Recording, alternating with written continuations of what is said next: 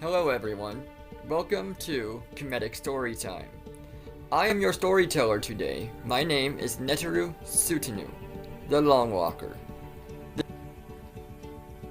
This is the story of how our people came to know our three animal totems.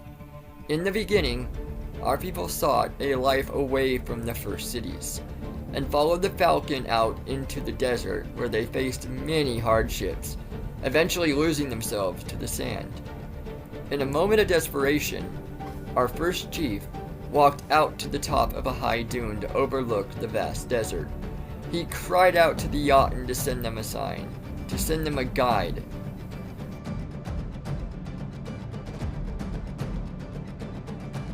The Jotun heard this plea, and it is said that the whole of the desert was bathed in the blinding white light of the sun.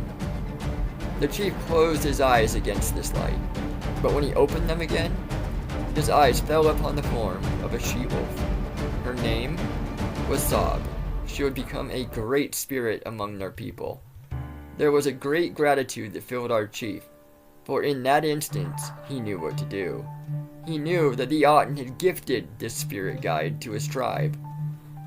Our people watched these animals, learned from them where to find water, how to find shelter, even in the middle of the desert sands.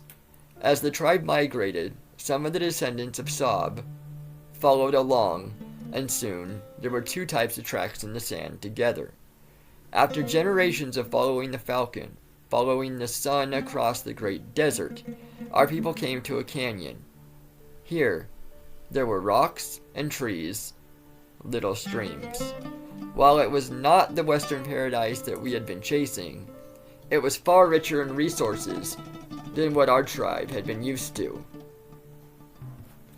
This was the natural habitat of their animals, and they set down semi-permanent roots, spending 5 more generations in the mountains. Eventually, they trickled down into the heart of Egypt. Egypt, my friend, has been and always will be a land of wonder. Here our people learned to record our history more formally. The words and writing eerily similar to their Sumerian ancestors. The tribe contributed to the vast pantheon of early Egyptian gods, and the tribes adapted to many of the new gods' names, as well as style and common language. While much of the tribe stayed behind in the great cities, there was a few that traveled upriver, seeking their promised land. They found it in the Nile Delta, and there they met the cat, Mao, and identified her with the goddess Bastet. Here they found their paradise. Here was a place to live, separate from the bigger cities. A place to worship, to pray, and to serve. For 1,500 years, this was the most holy of sights to our people. By the year 1 of the Common Era, the Roman Empire had spread to engulf much of the land surrounding this home. Roman invaders from the north ransacked this holy place and killed many of the sacred animals. 150 years later, Bubastis was gone. Many of our people gone. The rest of the tribe returned to the desert, bringing their wolves, cats, and written histories with them. It was not long after this the Exodus began, that our cousins from the Saudi deserts caught up to us. They introduced us to an animal that flew across the sands, yet had no wings, a sacred gift given to their tribe. Our tribe was enchanted by this animal, and having very few of the tribe left, decided to trade our goats for these beasts. We continued west on swift winds. With the aid of Wetra, the horse, here our people came to a water so large that it could not be crossed, could not be parted.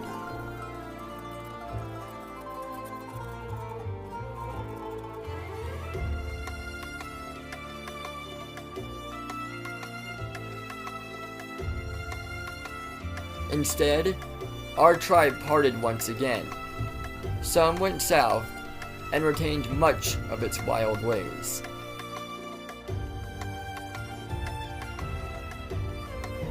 The rest of the tribe went north and eventually split again, some remaining near France, some migrating on to Germany. Aside from that story goes cold. Until the tribe reconnected in the Americas. Here, they met a people that mirrored their own, a people of the desert and canyons and cliffs.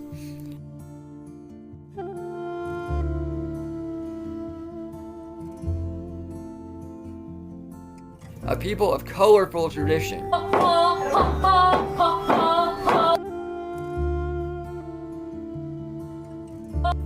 And long histories written in stone.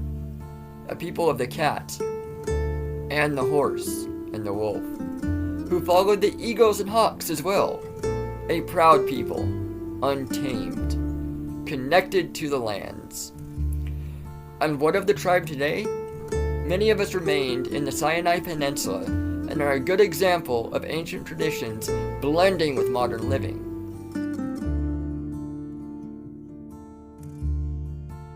They are a people marked by their hospitality and welcome demeanor. The tribe that split south became much more secretive. They are still known for their rich stories. They avoid society and tell the stories of their own exodus. Many of them still worship the Aten, telling the stories of the falcon and the wolf and the great sand. And the few that remain here in America, we continue the traditions of our ancestors, living and working alongside our animal totems, our Sab, our Mao, and our Wetra. They are still spiritual guides and a very big part of our religious culture.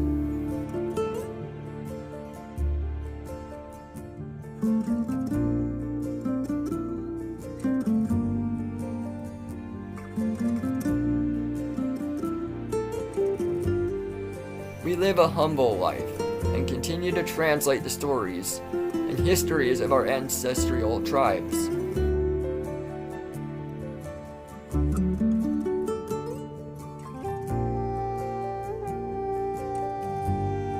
We are proud to share those stories with you on YouTube community. Be sure to like and subscribe for more Khemetic stories as well as information regarding exotic animals such as wolf dogs. Thank you and namaste.